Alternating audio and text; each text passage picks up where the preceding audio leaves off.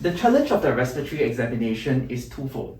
First, time management. Some candidates find 6 minutes rather tight for the respiratory examination, and it's not uncommon to run out of time and be unable to finish the examination. Second, some signs in the respiratory examination are focal and present only on 1 or 2 points of auscultation, and these signs can be missed if you are not careful. We will now demonstrate the respiratory examination. Hello, I'm Dr. Natasha. May I examine you? Can you please roll up your hands for me?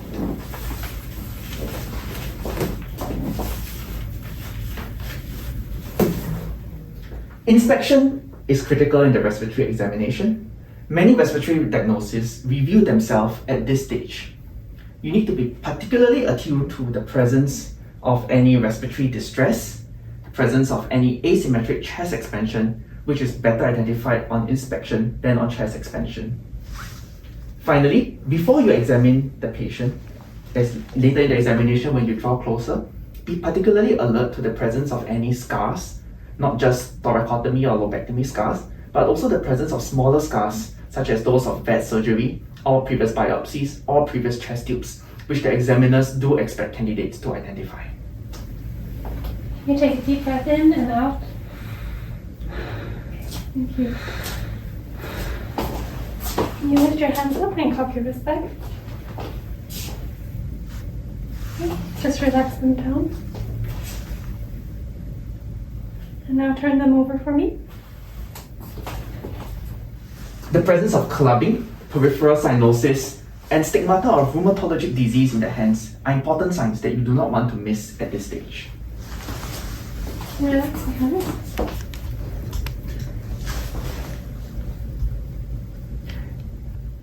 It is helpful to have a stopwatch that you can use to count the respiratory rate as well as the pulse. Ideally, place the stopwatch on your belt so that it is not on your hands.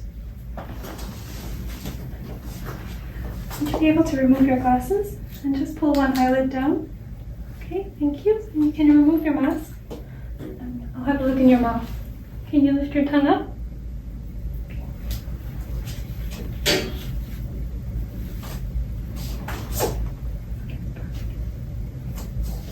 Next, I'm going to feel in your neck. It may be slightly uncomfortable, but if it's painful or you want me to stop, please let me know.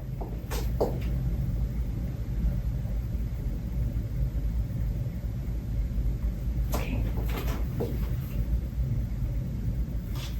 The trachea is an important step. There are a few points to note in picking up trachea deviation. First, you need to tell the patient that this may be an uncomfortable examination and give the patient a warning and the opportunity to tell you to stop if this is uncomfortable. Candidates have lost marks for patient welfare at this step. Secondly, the patient must be looking straight ahead. If not, you will get a falsely deviated trachea. If your patient is not looking straight ahead, you will need to remind the patient, sir, do you mind just look straight ahead for me? As you examine the trachea, the ideal technique will be to use your middle finger, putting it right at the sternal notch and inching upwards. The trachea should feel directly under your middle finger with an equal amount of space on either side of the trachea. Next, I'm going to feel on your chest.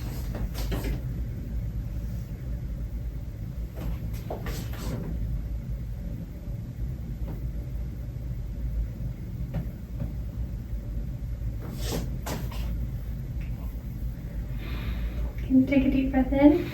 Out. In.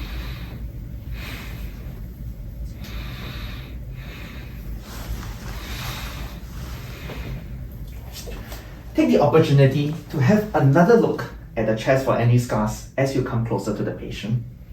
The technique for chest expansion requires symmetry in both left and right side, so your hands must be put exactly in the right place. It also requires you to coordinate with the patient. Sir, who's going to see your breathing, take a deep breath in for me, please. Time the placement of your hands with the patient's breath. So take a deep breath in and out. Place your hands down only in complete expiration. Have the patient take a deep breath in. Do not place your hands down at the middle of a breath cycle, as your chest expansion will be falsely reduced. Identifying asymmetric chest expansion is easier than bilaterally reduced chest expansion, but you want to have enough sensitivity to your examination technique to be able to identify that. Next, I'll be tapping on your chest.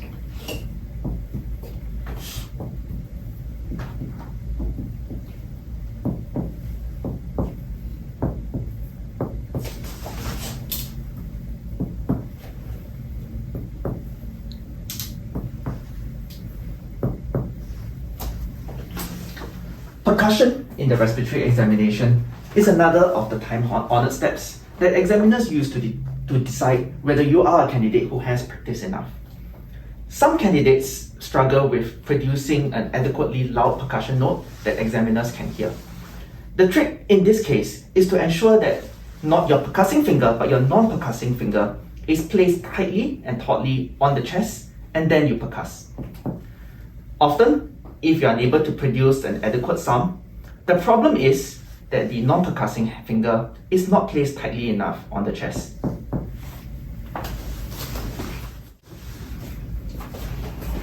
Please take some deep breaths in and out through your mouth.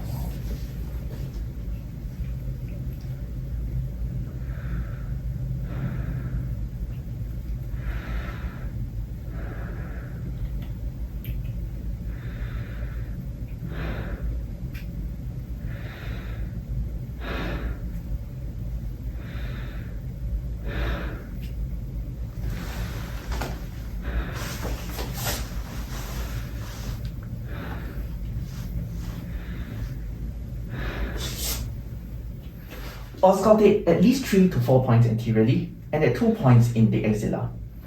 It is important to leave your stethoscope down for the whole breath cycle and do not lift your stethoscope up before the patient expires completely.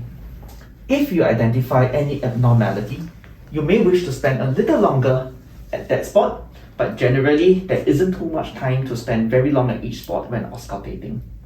If you identify any inspiratory crepitations, you may wish to ask the patient to cough, which will help you to distinguish whether the creps change on coughing.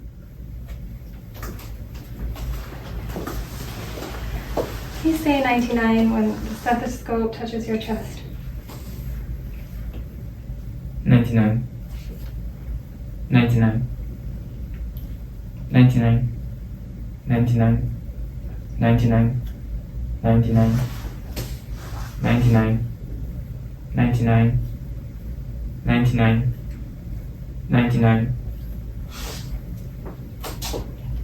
Next, I'll examine you from the back. Do you mind sitting up? As you switch over to examine the back, pass the patient a pillow, which will make the patient look more comfortable, and it will help you to provide more space to examine the patient. In certain cases, it may also be possible, depending on the setup of the examination room, to ask the patient to prop his legs round the side of the examination couch and examine the patient from the back in this position.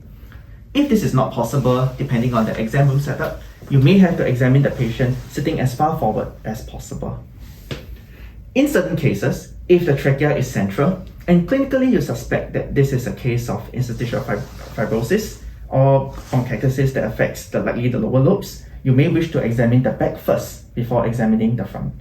Do not examine the back first if the trachea is deviated, as the pathology in those cases are likely to be in the upper lobes.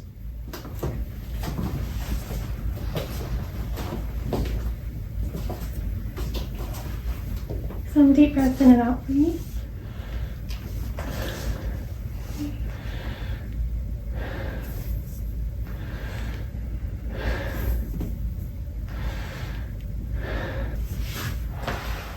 As you examine the back, take another chance to have a look at whether there are any scars.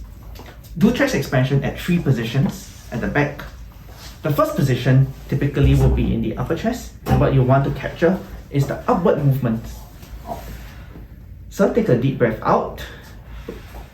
Put your hands down as the patient breathes out, and in, sir. And breathe in. For the lower two, hook your fingers around the rib cage. Take a deep breath in, sir. And out.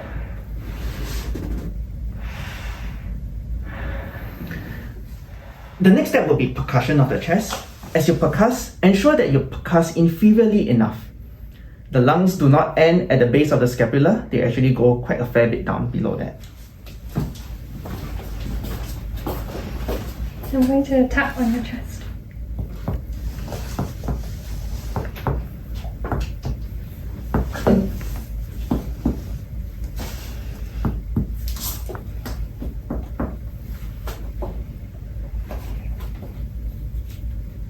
Again, take some deep breaths in and out through your mouth, please.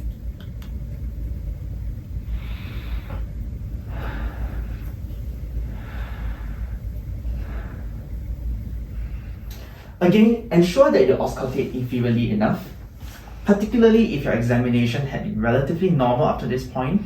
The lower back is likely where you will find the positive signs.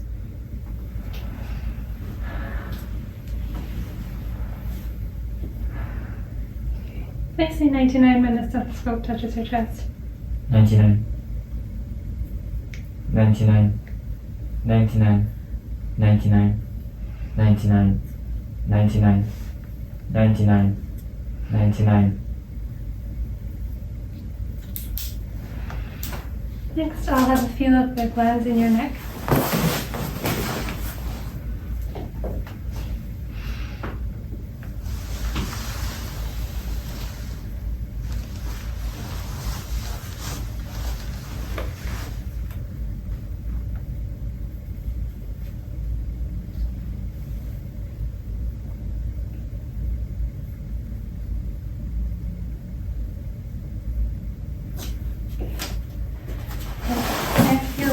Is there any pain in your legs? Okay, I'm going to squeeze them.